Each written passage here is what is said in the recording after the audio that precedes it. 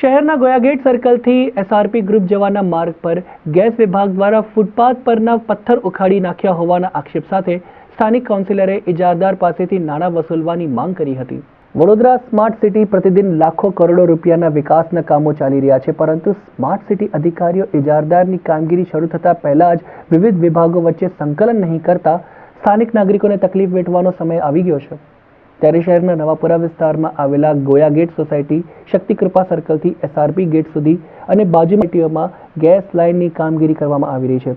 જો કે કોર્પોરેશન સંચાલિત વડોદરા ગેસ લિમિટેડ દ્વારા ઇજારદારને કામગીરી સુપરત કરતા પૂર્વે વોર્ડ કે ઝોનના સંકલન નહીં કરતા આજે નાગરિકોનો રોષ જોવા મળ્યો હતો। આ વિસ્તારમાં 6 મહિના પહેલા જ વોર્ડમાંથી લાખો રૂપિયાના ખર્ચે પથ્થર પેવિંગનું કામ કરવામાં આવ્યું હતું।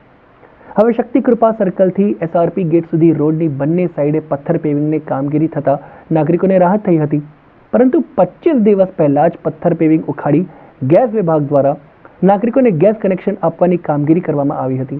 જો કે નાગરિકોને ગેસ કનેક્શન મળતા રાહત તો થઈ ગઈ છે, પરંતુ વિસ્તારના બંને તરફના ફૂટપાથ પર ઉખાડી પથ્થર તોડી નાખતા અને ત્યારબાદ પણ ફરીથી પથ્થર પેવિંગની કામગીરી પૂર્ણ નહીં કરતા વિસ્તારના નાગરિકોને ફૂટપાથ પર ચાલવા તકલીફ પડે છે અને કેટલીક વખત તો પડી જવાના પણ બનાવો બની ગયા છે।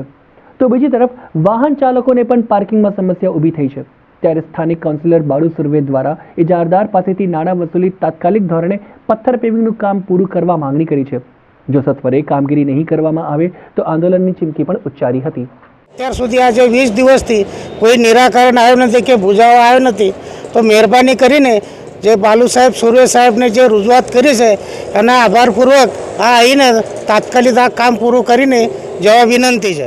કામ પૂર્ણ થયું છે તો એને સરખું કરાવવાનું હોય, માટી ઉઠાવવાની હોય, આગળ દવાખાના છે, લોકોના પ્રોવિઝન સ્ટોરની દુકાનો છે, એટલે ગ્રાહકને બી મુશ્કેલી પડે અને કોઈ બીમાર માણસ દવાખાનામાં આવે એને પણ તકલીફ પડતી હોય છે। એટલે ખરેખર જે પણ આ કંઈ ખર્ચો થાય એ જે પણ કોન્ટ્રાક્ટર હશે એની પાસેથી વસૂલવું જોઈએ।